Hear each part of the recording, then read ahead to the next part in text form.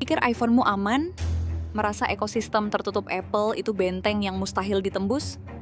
Atau kamu pengguna Android yang udah kebal sama berita keamanan dan mikir, ah biasa, coba pikir lagi. Medan perang keamanan siber sekarang udah berubah total. Ada generasi baru spyware lintas platform yang udah nggak peduli apa merek ponselmu. Mau logonya Apple digigit atau robot hijau, dia nggak peduli. Dia cuma mau satu hal, seluruh kehidupan digitalmu. Sebuah ancaman canggih telah muncul dan dirancang untuk memburu keduanya. Ini bukan lagi soal debat iPhone versus Android. Ini adalah perang baru di mana dua raksasa ini jadi target yang sama-sama menggiurkan. Di video ini, kita akan bongkar tuntas cara kerja spyware ini, kenapa iPhone yang katanya super aman itu bisa jadi korban, dan yang paling penting, langkah-langkah nyata yang harus kamu ambil untuk membangun benteng pertahanan digitalmu. Perang dingin di saku kamu. Untuk paham ancamannya, kita harus kenal dulu musuhnya. Remote Access Trojan atau RAT. Bayangin aja, ini sama kayak ngasih kunci digital rumahmu ke maling profesional. Trojan ini adalah program jahat yang nyamar jadi aplikasi biasa. Tapi di belakang layar, dia kasih akses penuh ke peretas buat ngontrol HP-mu dari jauh. Mereka bisa lihat semua yang kamu lihat, dengar semua yang kamu ucapkan, dan nyuri semua datamu tanpa kamu sadar. Selama ini, ancaman erat memang lebih identik dengan Android, karena sifatnya yang lebih terbuka. Kita sudah sering dengar soal malware seperti Brata, singkatan dari Brazilian Remote Access Tool for Android. Awalnya cuma beraksi di Brasil. Varian-varian baru Brata kini sudah menyebar sampai ke Eropa dan Amerika, nunjukin betapa cepatnya ancaman ini berevolusi. Brata ini terkenal jago memanfaatkan fitur accessibility service di Android untuk mengontrol layar, merekam ketikan, dan mencuri data login perbankan. Tapi, yang kita hadapi sekarang adalah evolusi yang jauh lebih bahaya. Spyware generasi baru dirancang sebagai senjata lintas platform. Dia nggak cuma nyerang celah di satu sistem operasi, tapi pakai taktik rekayasa sosial yang licik buat menipu pengguna di kedua ekosistem. Laporan-laporan dari perusahaan keamanan siber mengungkapkan kalau spyware canggih seperti ini bahkan bisa dijual bebas di forum-forum gelap, lengkap dengan panel kontrol dan dukungan teknisnya. Artinya, peretas pemula pun bisa melancarkan serangan canggih yang dulunya cuma bisa dilakukan oleh aktor negara. Kenapa kamu yang jadi target? Pertanyaannya, kenapa sekarang iPhone dan Android jadi target yang setara? Jawabannya simpel, karena semua harta karun digital kita ada di sana. Untuk Android, alasannya masih sama, tapi risikonya lebih besar. Fragmentasi sistem operasi, di mana banyak pengguna masih pakai versi Android lawas, menciptakan lubang keamanan yang gampang dieksploitasi. Sifatnya yang terbuka juga bikin pengguna bisa install aplikasi dari luar Play Store, yang jadi pintu masuk utama malware. Fitur seperti Accessibility Service, yang niatnya baik untuk membantu pengguna disabilitas, malah jadi senjata utama bagi RAT seperti Brata untuk mengambil alih kontrol penuh perangkat. Terus, gimana dengan iPhone? Bukannya ekosistem taman berdinding Apple itu aman? Keamanan iPhone memang berlapis, tapi nggak ada sistem yang 100% kebal, apalagi kalau manusianya yang jadi sasaran. Penjahat siber tahu kalau pengguna iPhone sering merasa lebih aman, yang justru bikin mereka lengah. Serangan ke pengguna iPhone nggak selalu menargetkan celah sistem, tapi lebih sering menipu pengguna untuk memberikan izin atau menginstal profil konfigurasi berbahaya. Tujuan utamanya adalah uang. Spyware modern nggak cuma mencuri kontak atau fotomu. Ia dilengkapi modul khusus untuk membobol akun bank, menguras isi dompet kripto seperti MetaMask dan Binance, serta menyadap kode OTP yang dikirim lewat SMS. Mereka mengincar semua akun yang ada di ponselmu, dari Google, WhatsApp, Instagram, sampai aplikasi belanja online. Dengan miliaran pengguna di kedua platform yang menyimpan kehidupan finansial mereka di ponsel, iPhone dan Android adalah ladang emas bagi penjahat cyber. Pintu masuk yang tak terlihat. Jadi, gimana monster digital ini bisa masuk ke benteng pribadi kita? Metode infeksinya lebih sering pakai tipu daya psikologis daripada kekuatan teknis. Pertama, lewat smishing dan phishing. Ini cara klasik tapi masih ampuh banget. Kamu dapat SMS atau email yang kelihatannya resmi, mungkin dari bank, jasa kurir, atau bahkan teman. Isinya mendesak, minta kamu klik link untuk verifikasi akun, lacak paket, atau lihat foto. Link itu akan membawamu ke situs palsu yang ujung-ujungnya minta kamu download sebuah aplikasi. Kedua, aplikasi palsu. Ini juga vektor serangan yang sangat umum. Peretas bikin aplikasi yang meniru aplikasi populer kayak WhatsApp, Chrome, atau aplikasi yang bikin penasaran seperti TikTok 18+. Aplikasi ini disebar lewat situs web, tidak resmi, atau bahkan iklan di media sosial. Ada laporan tentang kampanye malware yang menyebar lewat iklan di platform Meta dan sudah menginfeksi ratusan ribu akun. Ketiga, penyalahgunaan izin. Setelah aplikasi jahat terinstal, dia nggak langsung beraksi.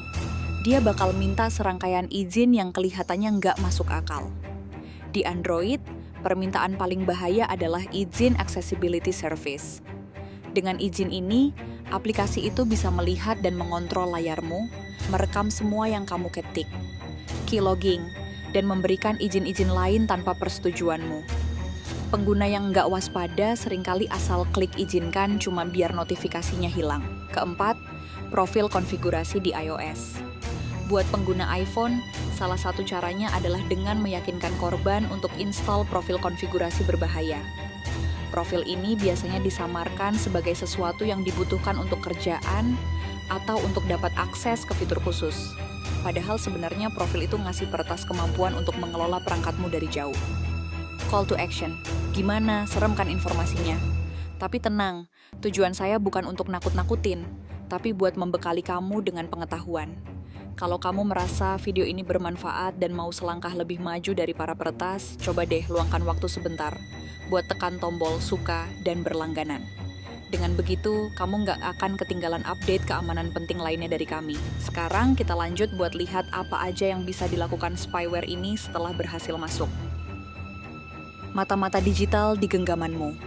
Begitu berhasil masuk ke ponselmu, spyware canggih akan mengubah perangkat pribadimu jadi alat mata-mata 24/7. Panel kontrol yang dimiliki peretas memberi mereka akses total ke kehidupan digitalmu. Mereka bisa melakukan pengawasan langsung. Lewat panel kontrol, peretas bisa menyalakan kamera depan atau belakang ponselmu kapan saja, menyiarkan video langsung tanpa kamu tahu. Mereka juga bisa mengaktifkan mikrofon untuk menyadap obrolan di sekitarmu, atau bahkan merekam semua aktivitas layarmu secara real-time. Mereka punya kemampuan keylogging total. Setiap ketukan di keyboardmu, setiap password, setiap pesan pribadi yang kamu ketik, semuanya direkam dan dikirim ke server peretas. Mereka nggak cuma lihat teksnya, tapi juga tahu di aplikasi apa kamu mengetiknya. Selain itu, mereka bisa melakukan pencurian data otomatis. Spyware ini secara pasif mengumpulkan semua notifikasi yang masuk, dari pesan WhatsApp, update Instagram, sampai peringatan dari bank. Ia juga akan mencuri seluruh daftar kontak, riwayat panggilan, dan pesan SMS-mu, termasuk kode OTP yang penting banget buat autentikasi 2 faktor. Yang paling mengerikan adalah modul pencurian finansial. Spyware ini dirancang khusus untuk mencuri uang. Ia punya modul crypto stealer yang otomatis mengganti alamat dompet kripto yang kamu salin dengan alamat milik peretas.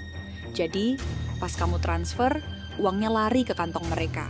Ada juga modul banking stealer yang pakai teknik overlay attack, yaitu menampilkan halaman login palsu yang mirip banget sama aplikasi bank aslimu. Saat kamu masukkan username dan password, kamu sebenarnya menyerahkannya langsung ke si pencuri. Solusi, membangun benteng digital kamu. Mendengar semua kemampuannya memang bikin merinding pastinya kan, tapi jangan putus asa. Kabar baiknya, pertahanan terbaik melawan ancaman canggih ini justru ada pada kebiasaan-kebiasaan dasar yang disiplin. Kamu pasti bisa, dan berikut ini adalah langkah-langkah yang harus jadi mantra digitalmu. Download aplikasi Hanya dari toko resmi. Baik Google Play Store maupun Apple App Store punya lapisan keamanan untuk menyaring aplikasi berbahaya. Hindari godaan untuk install aplikasi dari situs web pihak ketiga, link di email, atau toko aplikasi nggak resmi sebagus apapun tawarannya. Pelit-pelit deh kasih izin aplikasi.